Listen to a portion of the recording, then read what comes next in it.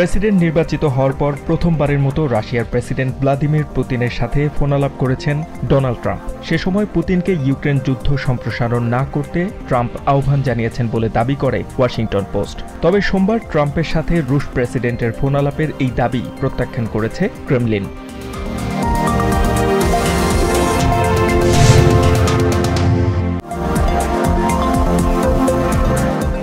এবারের নির্বাচনের 7টি battle ground স্টেটের সব কয়টিতে জয় পেয়েছেন রিপাবলিকান প্রেসিডেন্ট প্রার্থী ডোনাল্ড ট্রাম্প। শপথ নেয়ার আগে দ্বিতীয় মেয়াদের প্রশাসন সাজাতে শুরু করেছেন তিনি। শনিবার ট্রুথ সোশ্যালে দেয়া বার্তায় ট্রাম্প জানিয়েছেন তার নতুন ক্যাবিনেটে নিকি হেইলি ও মাইক পম্পেও থাকছেন না।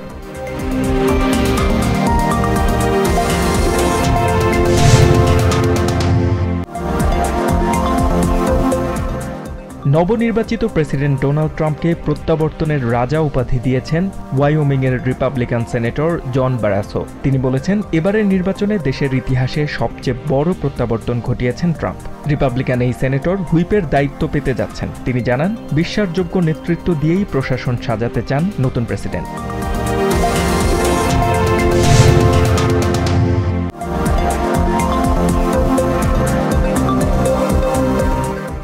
মধ্যপ্রাচ্যে অস্থিরতা বাড়ার সাথে সাথে বাড়ছে ইসরায়েলি বর্বরতাও। রবিবার রাতে উত্তর গাজার জাবালিয়া শরণার্থী শিবিরে ইসরায়েলের হামলায় নিহত হয়েছেন 36 জন। এছাড়াও লেবাননের রাজধানী বৈরুতের উত্তরে অবস্থিত আলমাত গ্রামে ইসরায়েলের পৃথক একটি হামলায় সেখানকার 23 বাসিন্দা নিহত হয়েছেন।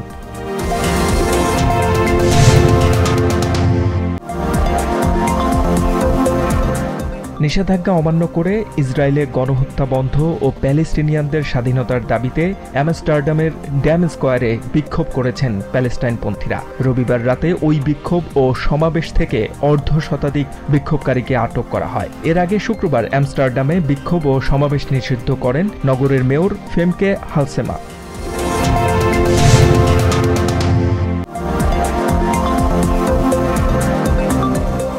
মোস্তফা সরোয়ার ফারুকী সহ আওয়ামী লীগের ঘনিষ্ঠদের উপদেষ্টা বানিয়েছে ড.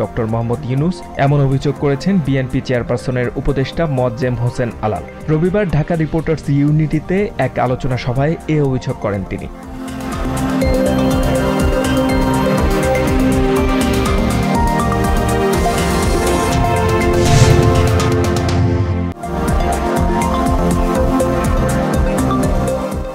হযরত শাহজালাল আন্তর্জাতিক বিমানবন্দরে অভিবাসী শ্রমিকদের জন্য বিশেষ লাউঞ্জ উদ্বোধন করেছেন প্রধান উপদেষ্টা ড. মোহাম্মদ ইউনূস। রবিবার উদ্বোধনের সময় প্রধান উপদেষ্টা বলেন, প্রবাসী শ্রমিকরা দেশ গড়ার কারিগর। জুলাই অগাস্টের গণ অভ্যুত্থানে তারা অতুলনীয় ভূমিকা রেখেছে, তাই বর্তমান সরকার তাদের কাছে কৃতজ্ঞ।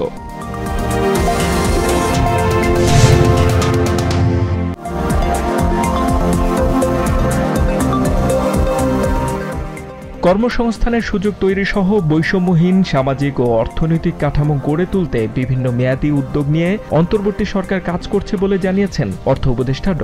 সালেহুদ্দিন আহমেদ। সোমবার সকালে রাজধানীতে আয়োজিত বাংলাদেশ অর্থনৈতিক সম্মেলনে এসব কথা বলেন উপদেষ্টা।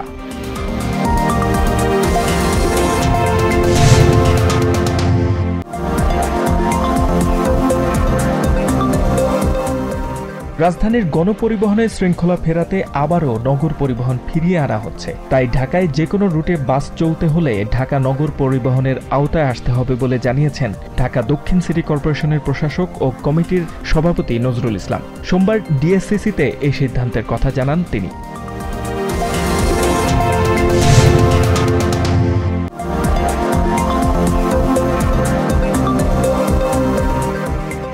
এগিয়ে গিয়েও লন্ডন ডার্বি জিততে পারল না আর্সেনাল। প্রতিদ্বন্দ্বী চেলসির সঙ্গে 1-1 গোলে ড্র করেছে গানাররা। রবিবার রাতে মুখোমুখি হয়েছিল দুদল। পেদ্রো নেতোর গোলে 1 পয়েন্ট পেয়ে পয়েন্ট টেবিলের 3-এ উঠে আসে চেলসি। অপরদিকে 11 ম্যাচে 19 পয়েন্ট নিয়ে 4-এ আর্সেনাল।